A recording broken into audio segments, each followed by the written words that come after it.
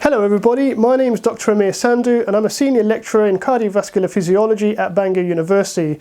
Now, it was about 18 years ago in 2002 when I first went to university, and things were very different then compared to how they are now.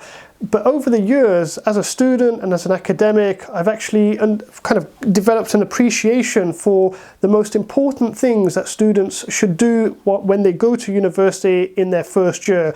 So today's video is going to be 10 tips, 10 academic tips that will help you to be successful as soon as you start university from the very first semester.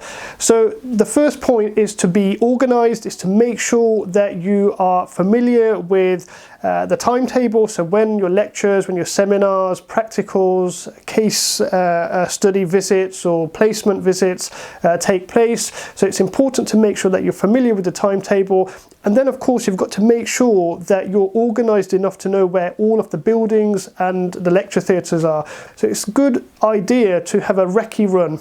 So a practice run in your own time to get to the building, get to the lecture hall, just so that you've got that done out of the way. You know where you're going to be going in your first couple of weeks on the course, and you can just worry about actually being in the lecture and absorbing the information rather than the logistical type of things. Now, the other reason why it's important to be organized is in relation to your assessment deadlines. So when you start your course, you're going to have several modules. Each of them are going to have very different assessments across the kind of semester, where the deadlines are going to be spaced out. So it's very important for you to prioritize the most important assessments, the ones that might require the most amount of work or the earliest submission, and start spending 1 or 2 hours each week on that assessment and build up the assessment so that as you get close to the deadline, you're in a very good position to submit it. We're at number 2, and that is to check the recommended reading for your course. So it's very important that you open your module handbook or you look online for the program description and you find out what the key textbook is for that course. Most likely one textbook will have enough information to cover a number of different modules, and in my opinion it's always useful to buy that textbook outright rather than have to worry about loaning it from the library and then it's gone because some other students got there before you. Once you've got that textbook, then it will actually serve you after you've graduated as a reference point. So nobody knows everything at any given time. We always have to go back and look at textbooks or research papers to try and refresh and learn new information. So buy the textbook outright. And then some of the other recommended reading, you might have additional textbooks that cover a very specific aspect of your course or your module. Those ones you can loan from the library. So the other point that I wanted to make is point 3, and that is to seek advice from your module tutor as early as possible. So when you start university, one of the first things that you will realize is there's a lot more independent learning. So you go to a lecture theatre, the lecturer will deliver the lecture, and then off you go either to the next lecture or to the library to revise. But what you really need to do, one thing that many students don't realize, is that we are actually here to develop you academically and professionally. And so you've got to use us. Send us an email, say, look, can I meet you for 30 minutes because I want to talk about something that you mentioned in the lecture that I didn't understand, or I have an idea that I would like your input on, or I've got some kind of like career plans that I would like your input on. Please do use us because it's our job to try and help you. So the fourth point is that when starting an assignment, you obviously want to get the highest marks. You want to do as well as you possibly can. So look at the marking criteria. Nearly all universities will create assessments which have a marking criteria that goes with it, and you'll be able to see the kind of thresholds for first class work, second class work, third class work, and some lecturers or modules are even more prescriptive in terms of the marking criteria. So look at that to see what it is that is required from you in the work, and use that as a kind of starting point, as a basis to start your assignment. Also, what's very important is to back up your work regularly. Now, when I was a student back in the early 2000s, we actually had floppy disks, and we were just kind of to the point where USB started to come in. So backing up work wasn't as easy in the kind of old days, as I call it now. But now, in the present time, you've got USB, you've got cloud storage. All universities offer their servers for you to save work on. So I would save work at multiple points. So you've got your servers, your USB, and the university's storage facilities as well, because that way, should the worst happen and your laptop, something happens to your laptop, or you accidentally delete work or something gets corrupted, you know that you've got a copy that you can fall back on. Now, point number 6 is get used to using academic references. Now, if you're a university student going into your first year, you probably think, what did he just say, academic references?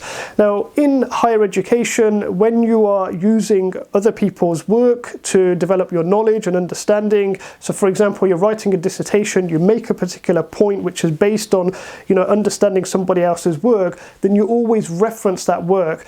And the way that that work is referenced is through what we call academic referencing. Now, I don't expect students that have never written a reference or cited a reference in their work to understand what I'm saying, but after you've watched this video, just YouTube another referencing video and you'll understand why this skill is extremely important. Basically, in a scientific discipline, you cannot get through university without being able to reference work correctly. So this is a skill that you should develop very early on and understand that process. And once you've learned how to reference, it's actually very, very easy.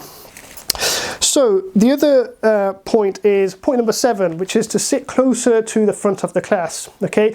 Now, generally, what I tend to find happens when I'm giving a lecture is that the very engaged, switched-on students sit at the front, and then you get some students in the middle who are switched on as well, and they're sitting in the middle because that's where the seats were available. And then you get a group of students who, even if they walk into the lecture theatre first, will go and sit towards the back. And those students, not all, but some of them will be talking, will be laughing, distracting the others, and they'll be very removed from the process. So really, you want to sit right at the front. And the other example that I'd like to give is, if you go and buy tickets to see a music gig or you go to see a boxing match, you want to be as close to the ring or to the performers as possible. You want the front seats. But yet, when you're in a lecture, you have some students that go straight to the back, but all of the focus in a lecture is at the front where the lecturer might be or where the PowerPoint or the screen might be. So the focus, is towards the front. So do sit closer to the front.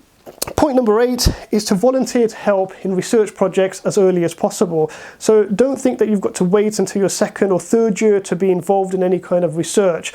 Now, we know that in most degrees, in most scientific degrees, you'll end up doing a research project or dissertation in your final year, and it's very good, it's good practice, but not many students do this. It's good practice to try and get involved in research projects that are being run by PhD students or academic members of staff. Just help, volunteer, collect blood, collect heart rate, measure blood pressure, do those type of things as early as possible, because A, it gets you noticed on the academics' radar, so they know who you are, what you're capable of. B, you learn new specific skills that you could perhaps apply to your own research project.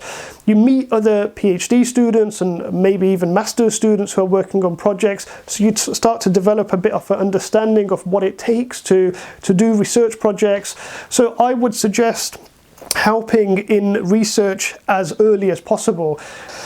So point number 9 is to try to be social. So try to attend social gatherings. You don't have to attend them all, but do try to show your face at some of the key social gatherings, particularly where academics and students from other years will be present as well, because it helps to get you noticed. And it also shows that it actually shows that you've got social skills, and it helps to develop those social skills if you are a little bit shy. Because when you go out into the working environment, one of the things that many jobs require is for you to be able to be sociable and interact with a number of different people. And quite often you don't get those social skills sitting in a lecture theatre, listening to a lecture, or being in a seminar, or actually in a practical you would, but being in a seminar. Quite often you've got to be in an environment that's a bit removed, where you can be yourself and you can just see the different types of interactions that happen among different groups of people.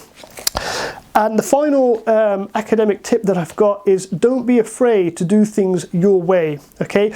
So one of the biggest challenges that are facing young people, and to be honest, they've faced young people for generations, is peer pressure. So you're in a group of friends, you want to do something, in that group of friends, they might be supportive or they might talk you to doing something different. You may not be comfortable with that. So you've got to, during your time, be able to develop this kind of inner ability to be confident about what you want to do. Because remember, when you graduate, it's your career. It's not your friend's career, it's your career. So you've got to make the decision that's right for you.